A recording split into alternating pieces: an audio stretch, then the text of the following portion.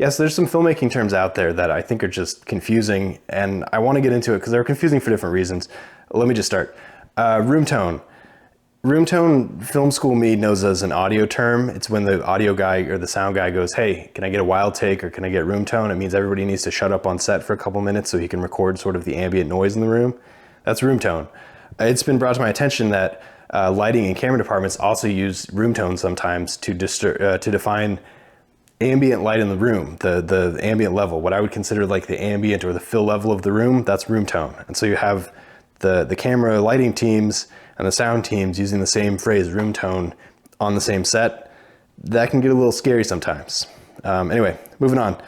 Striking and saving. And so striking and saving, I know this as a film school term for lighting.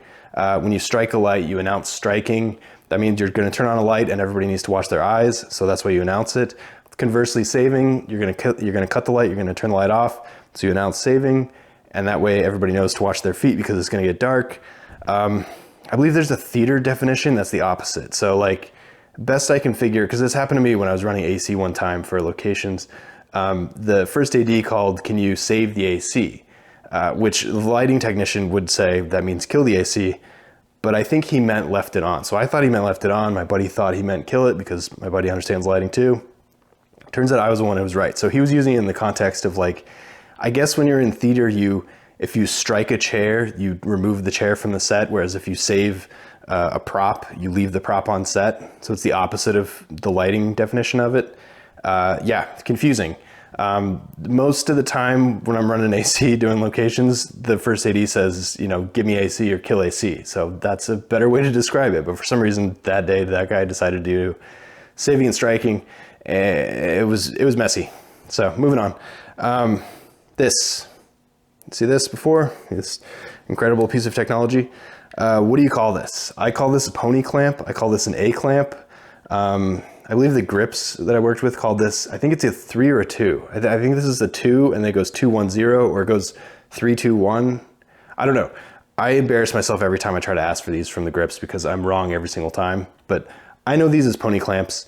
What do you call these? Like, what does your team call these? Because I've heard so many different names and I'm glossed over now. Anyway, the last thing, flow. So this is in the context of writing. I hear this in workshops a lot, almost every time, I gotta say. It's not just screenwriting, it's, short forms, it's novels. Flow. Usually when somebody says flow, I ask them to be more specific because flow means too many things. Because are you talking about rhythm or the pacing of the scene, pacing of the story, pacing of the dialogue? Or are you talking about the order of events? What flow are you actually talking about?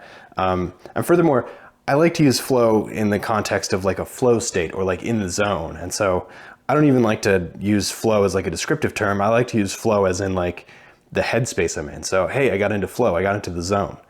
And that's where I'm at. Some just, some weirdly confusing phrases that I thought I'd write down because they confuse me and every so often they trip me up. What do you guys think? Am I wrong about all this? Am I talking out of school? Do drama nerds not say striking and saving? Was it just that one guy? Is this just, is this a whatchamacallit? Like, do you have a term for this? Let me know. Like, share, subscribe, whatever those things. I'll catch you next time.